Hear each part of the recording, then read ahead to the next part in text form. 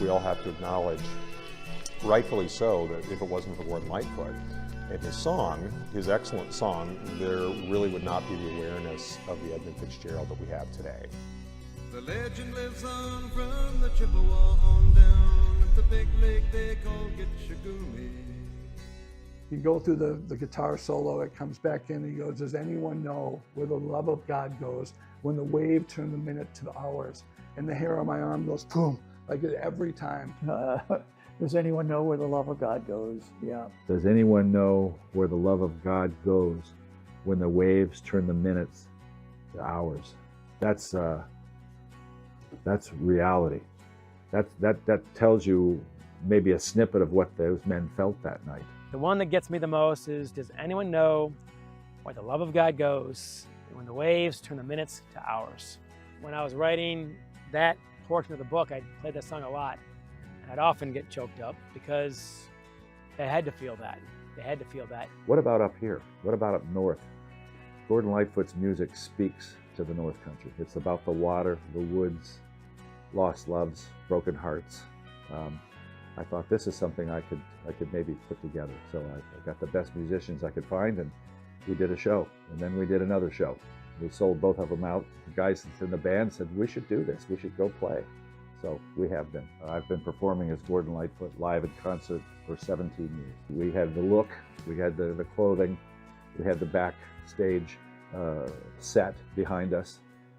Showed Gord a picture once of that, and he said, you know, this could be us. I mean, you've got everything down. This could be our show.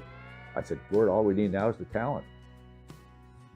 Gordon Lightfoot, being someone who grew up in the Great Lakes, he knew about shipping to a certain degree. He knew it wasn't an easy life. And I think he also felt that story probably got a bit of a short shrift, so to speak. The way the song came about is very unlikely. He was working on an Irish sea shanty the night the ship went down. He was in his attic at Toronto. He was a great sailor himself. He had competed in the Port Huron to Mackinac race and done very well. That night, when it's howling in Toronto, he thought, man, it must be hell on Superior tonight. He told me that he went downstairs to get a cup of coffee, and the news was coming on. And it talked about this ship that had gone down in Lake Superior. But about a week later, he saw an article in Newsweek magazine, and that told some things about the ship. And it wasn't a cover story or a feature, it was just a blurb in a news index. But it started out by talking about the legend of the Chippewa tribe that said that the lake never gave up its dead.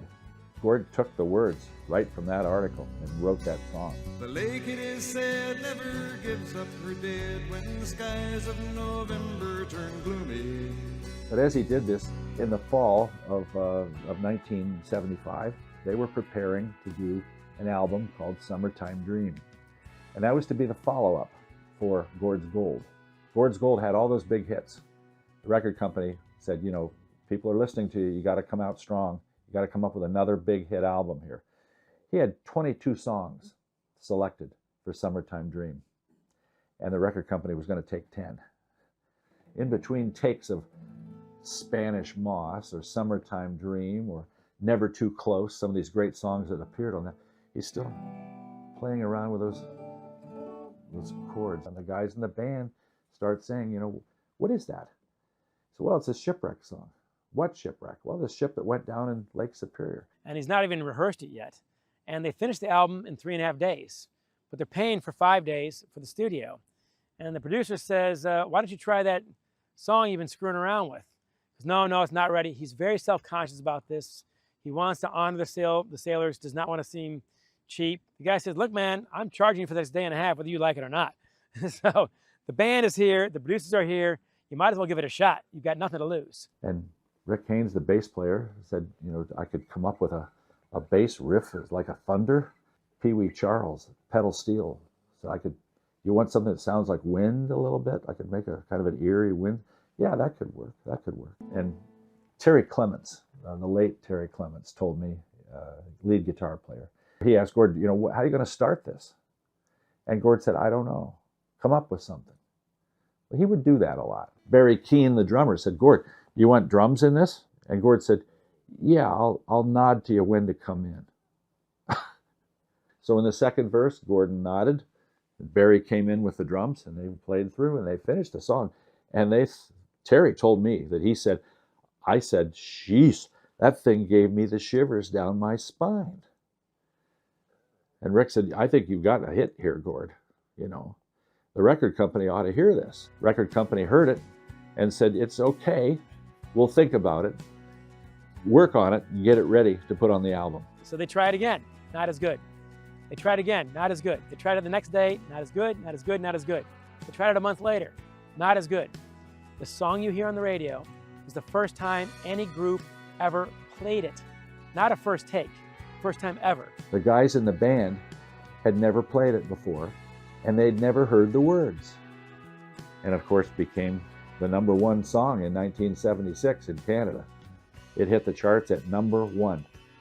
#2 in our country, by the way. You remember 1976? #1 song was not the record of Edmund Fitzgerald, it was #2. #1, Barry Manilow, I Write the Songs. Sometimes it works out that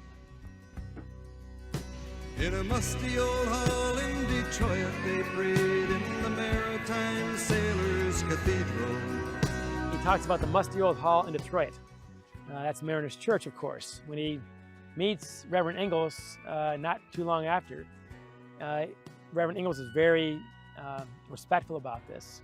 But he said, look around, look at this place. It's not a musty old hall, is it? He goes, "You're right."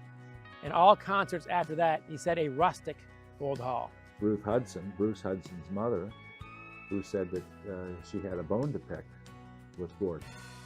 And it was about the fact that her son Bruce was in charge of the hatch covers. And there was that line in the song that said, you know, at 7 p.m. a main hatchway caved in. He said, "Fellas, it's been good to know you." It made it sound like her son Bruce was the cause of the sinking of the ship. Gordon felt terrible. I mean, he didn't write this lyric to point the finger at somebody. And so he did change the line, you know, and live in concert. Can't change the record. At 7 p.m., it grew dark. It was then. He said, "Fellas, it's been good to know you." And that's the way the family enjoys hearing that today. At Whitefish Point, when the families were up there for the memorial, he'd come up the day before purposely to meet with the families and talk to them, and then he'd leave as to not distract from the memorial. Everybody who lost a loved one that night loved Gordon Lightfoot from that point forward. I mean, he reached out to all of us.